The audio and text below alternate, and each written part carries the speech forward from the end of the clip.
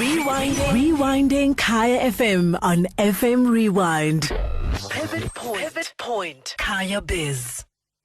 It's 16 minutes to 7 o'clock Afropolitans, and time for one of my favorite features here on the show, Pivot Point. If you are new to KayaBizz, do keep listening every Thursday at about 6:45, because this is essentially where we speak to influential business leaders from all different walks of life to really get a deeper understanding and perspective on some of the pivotal lessons that they've learned that have shaped their professional careers, and pivotal insights maybe that they can share with us in terms of how they've journeyed in terms of their professional career. And most importantly, what pivotal lessons it is that we can learn from some of their experiences to shape the kind of society that we all want to craft in being leaders in the spaces we fulfill.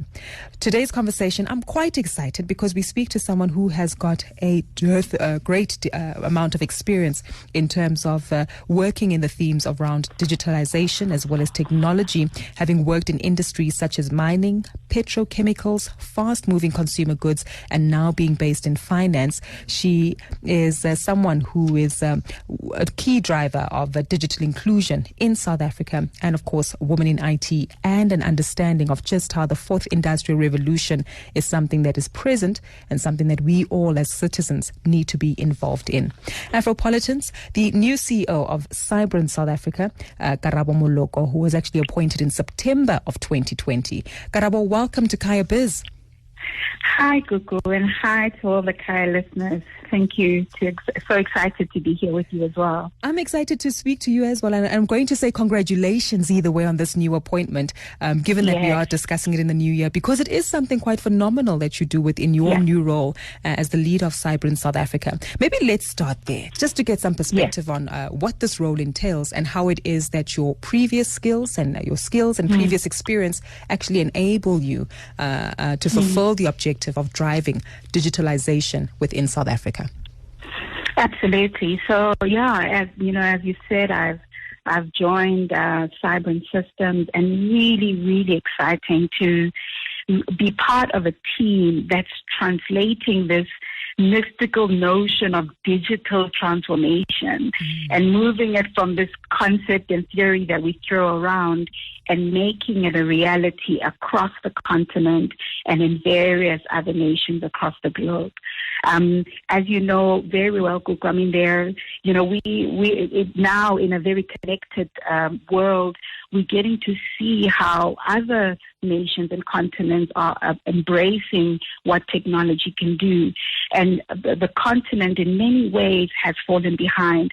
I mean, you and I know full well that we still have to walk into a bank if we've got a query, go to Home Affairs if we need something, print out physical forms. I mean, we're talking about COVID.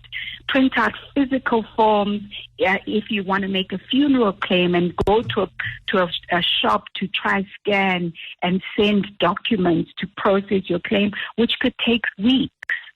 But yet we are right in the middle of the fourth industrial revolution that enables organizations to give their customers a much better experience that is more humane, if you're thinking of a funeral claim in the middle of COVID, that gives them faster processing time, and more importantly, is beneficial to everybody. So Sybrin System is really a team of young people, and I mean that.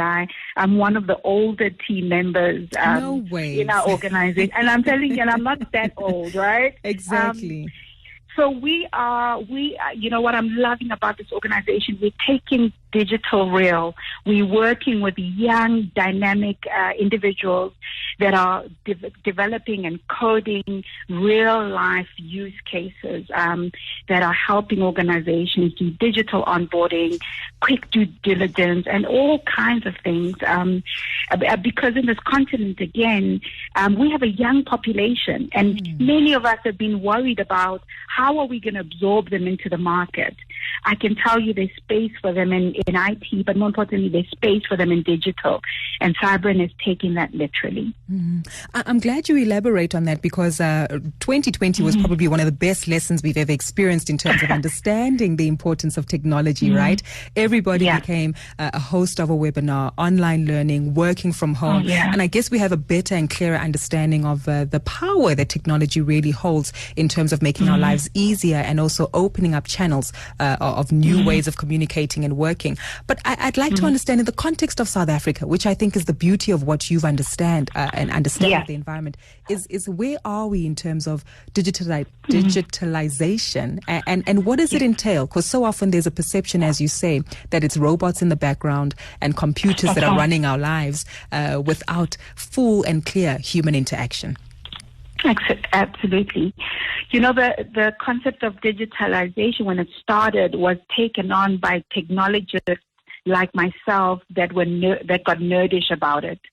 So the kind of messaging and first impression we pushed to the market was the robots are taking over. Yes. But what I'm excited about of where we are, and COVID has been a catalyst, is that for the first time as technologists and technology companies like ourselves and corporates, we're now trying to figure out how do we make things easier for the customer using technology. Now, what that means is that if you think of a company, we can't have one person who's a specialist and the only one that knows how to log into some application and use it. That's not where we are. When we talk about digital, we're saying, how do we bring the technology into the actual service, right into the hands of the individual? So if you want to renew your driver's license, why go somewhere? You let it be available using the channel, for example, mobile phones, and let's move that right into the hands of our consumers. Now, that becomes very, very important in a South African context, in an African context where most of our citizens don't have the luxury of driving to our stores or going standing in lines because they have to go to work or they don't have access to transport. It's expensive.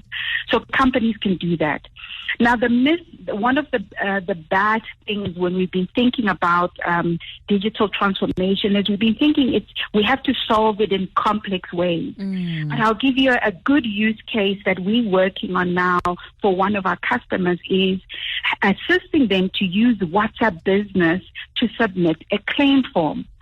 Now, ugogo wami, who's a bit of a youngish gogo, but she's out in the rural areas, is getting into WhatsApp. So all of a sudden, this service is available to her in this moment of digital transformation where she doesn't have to catch 3 taxis as an old lady to go into town somewhere out of the villages. So when we talk about digital transformation, part of what we are focusing on and challenging ourselves is how do we make it inclusive for everyone? You know, South Africa is a paradoxical country. Yes. We have the haves and the have-nots. And what I can tell you that our customers are doing and we enable them is we are trying to figure out how do we make this true for everyone, regardless of LSM or where you live. Karabo, you touch on something so important, which is inclusivity, right? And for me, I feel quite passionate about that because when it comes to the world of technology, it almost seems as though when it comes to skills development and the enhancement of our talent pool within the realm of technology, there is still a significant gap. If you had the pleasure, I guess, of speaking to a 15-year-old about what the future possesses in digitization, what are the key skills that they need to develop, key elements to study and to get themselves involved in this new sector? So such an important place to touch. If I was speaking to a 15-year-old, the first thing I would want them to know is that they are a digital native, regardless of the color of their skin or where they live. And let me give you an example.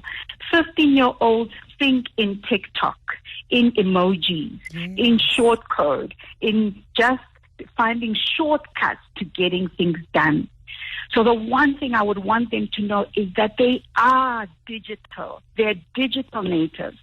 And they must have the confidence to lean into digital in any form that they find it. Social media, using apps on their phones, and more importantly, following that as a career. And I would also say to them the future, if not the present, is all digital. You cannot be an accountant in the future if you're not comfortable with digital technology, because computers can do everything that is manual and routine. But now we're going to have to find people that will be at home with technology so that we can get to the value-added activities. So no, if you have a child that is 15, if you are a 15-year-old, you have to lean into, start researching how your sector or your industry is being disrupted by technology. Yeah.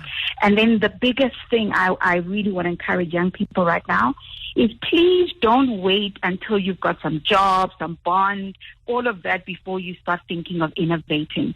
Young people, this generation, millennials, zennials, whatever they call, are entrepreneurial. So I want them to start creating apps. They don't have to develop them or code them. I want them to start designing them.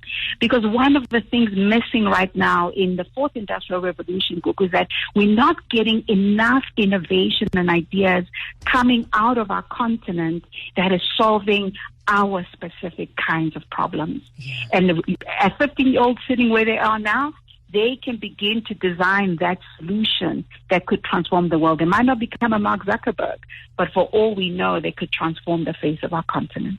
What about their 35 or 45-year-old parents and aunts and uncles? Oh, spot on.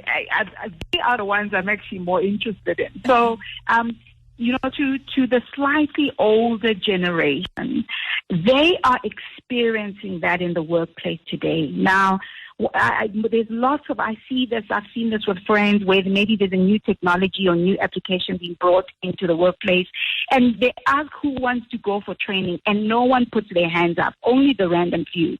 Again, the present and the future is digital and being disrupted.